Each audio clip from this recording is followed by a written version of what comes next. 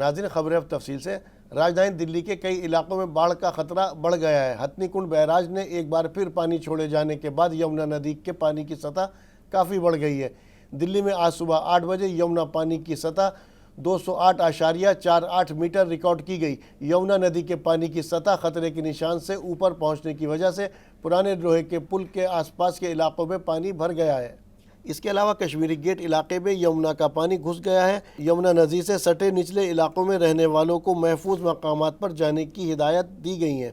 दिल्ली के Yamuna Bazaar, ITO, Rajghat, Osmanabad, Monastery, Majnu ka Tila, Geeta Colony, Nigam Bodh Ghat, Jaitpur Ring Road, ITO, Kashmiri Gate, ISBT, Wazirabad, Mayur Vihar, Phase 1, Chandgiram Akhara, Lal Qila और Civil lines के इलाके में बाढ़ का पानी बुरी तरह से घुस गया है।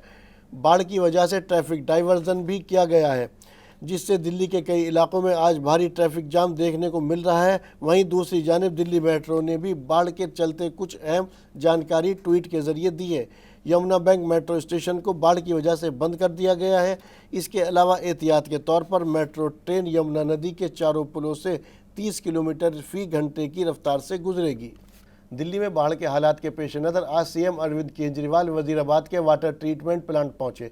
यहां हालात का जायज़ा लेने के बाद CM केजरीवाल ने बताया कि फ़िलहाल 3 वाटर ट्रीटमेंट प्लांट को बंद कर दिया गया है क्योंकि मशीनों में पानी घुस गया है, जिसकी वजह से दिल्ली का पानी 25% कम हो जाएगा और दिल्ली में 1 से 2 दिन तक पानी की किल्लत होने के इम्कान है।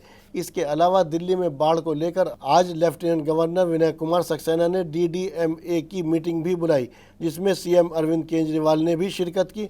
मीटिंग के बाद CM अरविंद केजरीवाल ने बताया कि इस मीटिंग में कई अहम फैसले लिए गए हैं।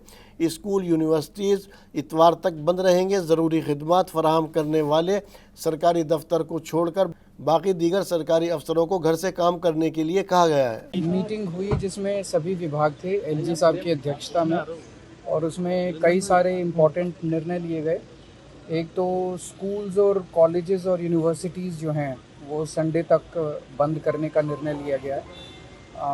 दूसरा, जितने सरकारी ऑफिसेज हैं जो एसेंशियल सेवाएं देते हैं उनको छोड़ के बाकी सभी सरकारी ऑफिसेज को वर्क फ्रॉम होम किया जाएगा।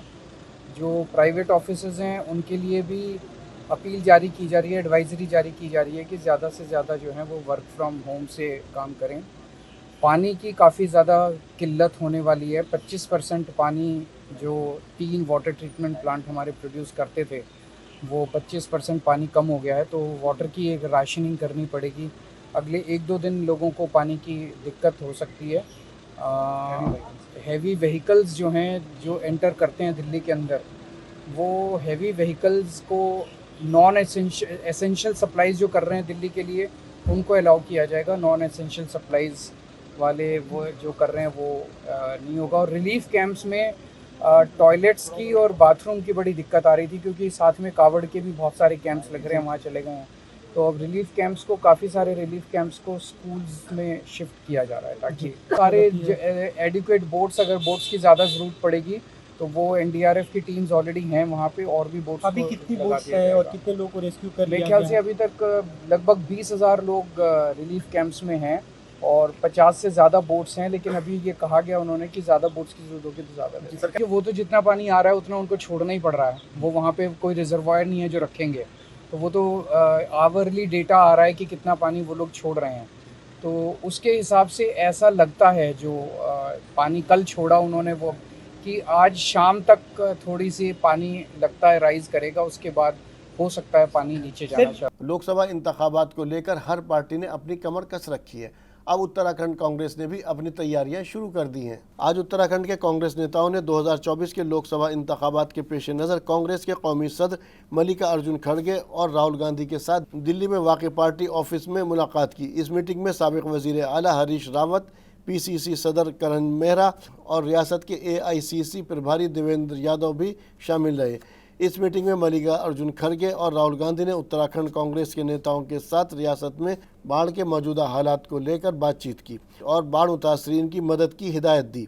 मीटिंग के दौरान मल्लिकार्जुन खड़गे ने कहा कि कांग्रेस पार्टी ने बाढ़ मुतासरीन के लिए काम करने का अहद किया है और कांग्रेस रियासत के लोगों की आवाज़ उठाती रहेगी। बीजेपी के नेता और साबिक़ मरकज़ी वज़ीर रविशंकर प्रसाद गुज़िश्ता रोज़ पश्चिम बंगाल पहुंचे। यहाँ ग्राम पंचायत इंतखाबात के दौरान हुए तसादुम की तहकीकात के लिए पार्टी की तरफ से तश्कील दी गई फैक्ट फाइंडिंग टीम के साथ रविशंकर प्रसाद ने हालात का जायजा लिया। आपको बता दें कि आज रविशंकर प्रसाद ने बीजेपी की 5 रुकनी फैक्ट फाइंडिंग टीम के साथ गवर्नर सीवी आनंद बोस से राजभवन में मुलाकात की और इसके बाद टीम ने शुमाली 24 परगना में तशद्दुद मुतासिर इलाकों का दौरा किया और मुतासरीन से मुलाकात की। तशद्दुद मुतासिर इलाकों के दौरे और गवर्नर से मुलाकात के बाद रविशंकर प्रसाद ने अपने दौरे के बारे में मीडिया को तफसील से बताया और ममता बनर्जी पर जम का निशाना साधा। कल हम लोग घूमे, बहुत पीड़ादायक सीन था। आप लोग भी हमारे बहुत साथ गए थे, आपका बहुत बहुत धन्यवाद। कल हम लोगों ने 2-3 चीजें देखी जो हम आपको बताना चाहते हैं, जो हमने राज्यपाल जी को भी बताया। मंडल परिवार के कई उम्मीदवारों के घर में हम गए जहां हमला हुआ है, घर तोड़े गए। एक माधवी मंडल में घर में तो उनके रिश्तेदार फैमिली वे में है, वहां हमला हुआ। एक छोटा बच्चा 12-13 साल का, क्या नाम था डॉक्टर उसका? सोनाई दास। उसको इतना जबरदस्त कट लगा है कि हम वे मूव्ड। महिलाएं खौफ में हैं। दुर्गा स्थान पर हमला हुआ, सीसीटीवी को तोड़ दिया गया। और मीनाखा में मैं एक घर में गया, वो मैं मीडिया के सामने बताना चाहता हूं। शांतनु पात्रा एक बहुत ही गरीब राजमिस्त्री है जो तमिलनाडु में काम करता है अपनी कमाई के लिए। He has made some saving और उसने अपना मकान बनाया है। उसकी एक ही गलती है कि वो नरेंद्र मोदी जी का उसने पोर्ट्रेट लगाया अपने मकान में। क्या हमला किया गया, घर तोड़ा गया, उसका टीवी तोड़ दिया गया। वो घर से भागा, वरना तो उसकी जान पर आफत थी। सोफा सेट, अलमारी सब तोड़ दिया गया, बिखरा हुआ है। और उसकी मां रोने लगी हम लोग से मिलकर। हमने जानने की कोशिश की कि पुलिस का कोई एक्शन हुआ है। Uniform reply, no action. I repeat, we asked all the victims, have you complained? कहा sir we did. Has any police action being undertaken? कहा no. अब ये एक सेंसिटिव जिला है ना, जहां हम घूम रहे थे, बासीरहाट बांग्लादेश के बॉर्डर पर है ना। वहां बहुत सारी और शिकायतें भी आती हैं जो हम लोगों को सुनने को मिली। ये कौन सी पुलिस है ममता जी की जो गरीब लोग मारे जा रहे हैं, हमला हो रहा है, घर तोड़ा जा रहा है, 12-13 साल के बच्चों पर हमला हो रहा है और आप कोई कार्रवाई नहीं कर रहे। कल मैंने प्रेस की थी, मैंने ममता जी से कुछ सवाल उठाए थे, तो आज देखा अखबारों में कि आई रिग्रेट द वायलेंस। पहली बार ममता जी ने कहा आई रिग्रेट द वायलेंस। ममता जी, सिर्फ रिग्रेट करने से नहीं होगा, एक्शन चाहिए। आज जो हम लोग अपने सारे मित्रों के साथ मिले राज्यपाल जी से, उसका एकमात्र पर्पस यही था कि एज ए कॉन्स्टिट्यूशनल हेड के रूप में आप इस बात की चिंता करें कि इनके जान माल की रक्षा हो और जिनके ऊपर हमला हुआ है वो पुलिस पर कार्रवाई हो। राजस्थान के वजीर आला अशोक गहलोत ने आज वीडियो कॉन्फ्रेंस के जरिए पेंशन से फायदा उठाने वालों से बातचीत की। आज जयपुर के रामलीला मैदान में बड़ी तादाद में पेंशनर्स जमा हुए ताकि सामाजिक सुरक्षा पेंशन में इजाफे के फैसले को लेकर वजीर आला अशोक गहलोत का शुक्रिया अदा कर सके। सामाजिक न्याय एवं अधिकारिता वजीर ने बताया कि रियासत में 7 समाजी तहफ़्फ़ुज़ पेंशन स्कीमों के तहत मामूर अफराद, अकेली ख़वातीन, मुस्तहिक और पसमानदा किसानों को मुआशी मदद फराहम करने के लिए सामाजिक सुरक्षा पेंशन फराहम की जा रही है। इस वक्त तकरीबन 93.5 लाख अफराद इस स्कीम का फ़ायदा हासिल कर रहे हैं। मशहूर बीजेपी लीडर कृपाल जगीना कत्ल केस के अहम मुलजिम कुलदीप जगीना को गुज़िश्ता रोज़ नामालूम हमलावरों ने दिन दहाड़े गोली मारकर हलाक कर दिया। कुलदीप को जयपुर जेल से अदालत में पेशी के लिए भरतपुर लाया जा रहा था। इस दौरान अमूली टोल प्लाजा पर नामालूम हमलावरों ने पुलिस की आंखों में मिर्च छिड़कने के बाद कुलदीप पर ताबड़तोड़ फायरिंग कर उसकी हत्या कर दी। इस वारदात में हमलावरों ने 16 राउंड फायर किए। वारदात के दौरान हमलावरों के ज़ेरे इस्तेमाल गाड़ी को पुलिस ने बरामद कर लिया है। अमोली टोल प्लाजा पर लगे सीसीटीवी कैमरे की मदद से हमलावरों की शिनाख्त हो गई है। हमलावरों की गिरफ्तारी के लिए तेज़ी से कोशिशें जारी हैं। आज छत्तीसगढ़ के कांकेर में रियासत का पहला Swami Atmanand government English college का इफ्तिताह किया गया।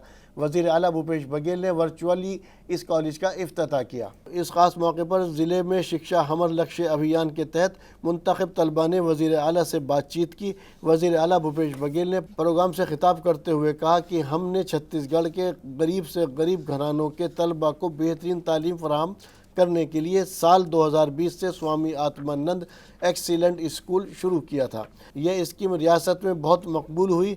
स्कूलों के साथ साथ हमने स्वामी आत्मानंद इंग्लिश कॉलेज भी शुरू करने का फैसला लिया है। इस साल 10 कॉलेज खोलने का हदफ मुकर्रर किया गया है। 14 से 16 जुलाई के बीच दिल्ली के प्रगति मैदान में वाइब्रेंट इंडिया 2023 तकरीब का इनाकाद होने जा रहा है। इस तकरीब में मुल्क की जानी मानी कंपनियां शिरकत करेंगी, जिसमें सनत के सरकर्दा ताजिर और उनकी प्रोडक्ट्स की नुमाइश की जाएगी। इस 3 रोज़ा वाइब्रेंट इंडिया 2023 तकरीब का 10वां और 11वां सालाना एडिशन हिंदुस्तान का सबसे बड़े सोर्सिंग हब है, जिसमें stainless steel, houseware, hotelware, kitchenware, tableware, plastic, homeware, घरेलू सामान और सजावट के लिए शानदार मसनूआत की नुमाइश की जाएगी।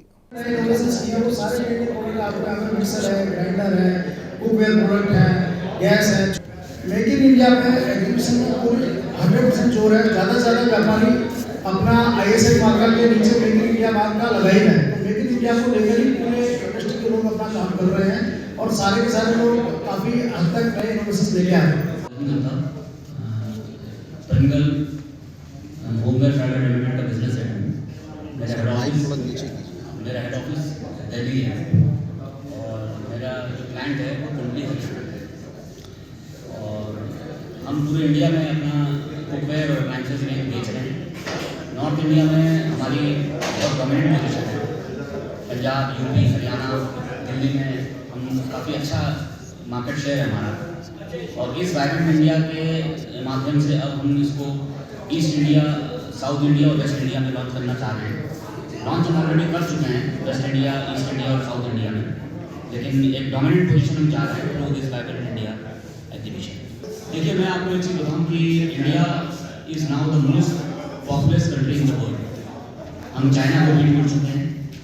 We are Asia's 3rd largest economy and world 5th largest economy. 140 crore हमारी पॉपुलेशन है और आज एवरी मल्टीनेशनल कंपनी आई कर रहा है इंडिया से। इतना बड़ा हमारा मार्केट साइज है और लोगों का ये कहना है कि अनदर 40 ईयर्स से India will be the biggest economy in the world.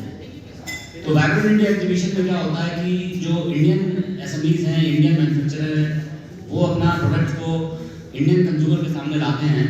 Plus ये जो MNCs है, जैसे हमारे वाइब्रेंट इंडिया के जो ऑर्गेनाइजर्स है, अभी उन्होंने बताया है कि कुछ बाहर के मैन्युफैक्चरर भी आ रहे हैं, तो उनको मौका मिलता है कि अपने प्रोडक्ट को इंडिया में लॉन्च करने के लिए। क्योंकि आज के टाइम में हर कंपनी, हर मल्टीनेशनल कंपनी इंडिया को आई कर रही है। क्योंकि आप देखिए हर जगह रिसेशन है due to Russia war, Europe market की हालत खराब है।